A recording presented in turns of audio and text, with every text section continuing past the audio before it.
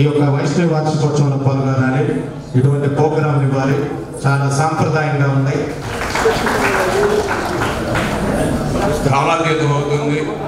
మా అన్నగారు వేములపల్లి వెంకట నరసింహ గారు, అలాగే కడియాల రమేష్ గారు, నాగోతు ప్రకాష్ గారికి, అలాగే ఈరోజు మనం మంచి చెట్లన్నీ కూడా చూసి మనకి మంచి సలహాలు ఇస్తున్నటువంటి వేములపల్లి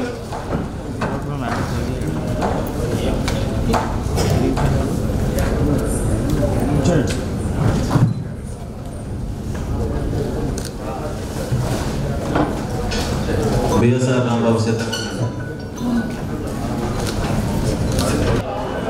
ప్రారంభించి 13 సంవత్సరాలు పూర్తి చేసుకుని 14 సంవత్సరాలు అడుగుతున్న సందర్భంగా సంస్థ స్థాపించిన chairman managing director Vemulapalli Venkata Narasimha గారికి, మా కంపెనీ యొక్క డైనమిక్ డైరెక్టర్ రమేష్ బాబు గారికి, సంస్థ ప్రారంభించిన రోజుల నుండి ఇప్పటి వరకు సంస్థలో తన యొక్క శక్తిని, సమయాన్ని ప్రతి విషయంలో మాకు తోడుగా ఉంటున్నటువంటి జిఎం నారా రాధాకృష్ణ గారికి, సంస్థ ప్రారంభించిన రోజుల నుండి సంస్థ అభివృద్ధికి ప్రతినిత్యం మాతో పాటుపడినటువంటి పూర్వ మిత్రులకి, మార్కెటింగ్ సిబ్బందికి, గతంలో మాతో పనిచేసినటువంటి అడ్మినిస్ట్రేషన్ సిబ్బందికి అందరికీ కృతజ్ఞతలు తెలియజేసుకుంటున్నాము.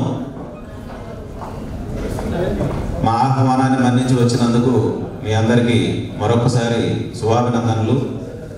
వ్యాపారం యొక్క రహస్యం గురించి మాట్లాడుకోవాల్సిన అవసరం లేదు. రియల్ ఎస్టేట్ వ్యాపారం అంటే భూ సంబంధమైనటువంటి ఒకే ఒక వ్యాపారం. ఈ సృష్టిలో భూమిని ఎవరు పెంచలేరు, అలానే తుంచలేరు. కొన్ని లక్షల సంవత్సరాల క్రితం భగవంతుని సృష్టిగా వచ్చినట్టు పంచభూతాల్లో భూమి ఒకటి. ఈ భూమిలో మనం సైన్స్లో మాట్లాడుకుంటే ఒక విధంగాను, ఆధ్యాత్మికంగా మాట్లాడుకుని ఇంకో విధంగాను మాట్లాడుకుంటాము.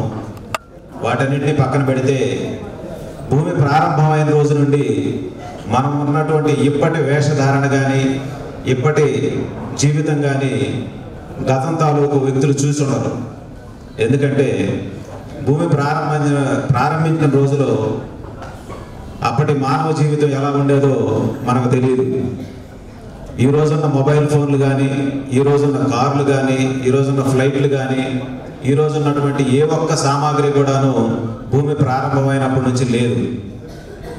సో భూమిలో ఎన్ని రకాల ఖనిజాలు ఉన్నాయి, ఎంతటి మేధస్సుతోటి వాటిని మనం వినియోగించుకోగలమనేది సైంటిస్టుల ద్వారా మనకి భగవంతుడు ఇచ్చినటువంటి ఒక గొప్ప అవకాశం. అలాంటి భూమి సంబంధించిన వ్యాపారాన్ని మనం ప్రారంభించాము అని అంటే భూమి యొక్క విలువ, ఆ భూమి మానవునికి ఎంత అవసరమైనది అని తెలియడానికి ప్రతి ఒక్కరికి చాలా ఉపయోగపడేమైనటువంటి విషయం. భూమిని కొనుగోలు చేసే వ్యక్తి ఒక 400 సంవత్సరాలకి పూర్వం లేదు. అప్పట్లో భూమిగానే ఉండేది. మనుషులు సంచార జాతులుగాను, లేకపోతే కొంత స్థిర నివాసం ఏర్పాటు చేసుకునే వ్యక్తులుగాను ఉండేవాళ్ళు. ఎందుకు అలా జరిగేది? ఇప్పుడు ఎందుకు ఇలాంటి మార్పు వచ్చింది? కొంతకాలం తర్వాత మనకు రాజులు, రాజ్యాలు, ఆ తర్వాత ఆస్థానాలు, సంస్థానాలు, ఎన్నో రకాలైనటువంటి దేవాలయాలు, వీటి కింద భూములు పరిగణించబడేవి. తర్వాత కాలంలో మానవుల అభివృద్ధి పెరుగుతూ ఉంది, జనాభా పెరుగుతూ ఉంది. ప్రపంచవ్యాప్తంగా జనాభా పెరిగేటప్పుడు భూమికి విలువ ఎలాంటిది అయిందంటే, అప్పుడున్న మానవ సమాజంలో ఉన్నటువంటి కొందరు మేధావులు ఈ భూమిని విభజించి ఎవరికి ఎలా ఏర్పాటు చేయాలి అనే దానిలో అప్పుడున్న చట్టాల ప్రకారం జరుగుతూ వచ్చేవి. ఆ భూమిని ఇప్పుడు మనం కొనుగోలు చేయాలంటే ఎకరాలుగాను, మాన్యాలుగాను పోయి గజాలుగా వచ్చే రోజులు వచ్చినాయి. మనం ఉన్నటువంటి జీవితానికి భూమి ఎంత విలువైనదంటే, ఈ ప్రపంచంలో 640 కోట్ల మంది ప్రజలుంటే ఒక 15% మెంబర్స్కి ఓన్ ప్రాపర్టీస్, ఇళ్ల స్థలాలు కానీ, భూములు కానీ ఉన్నాయి.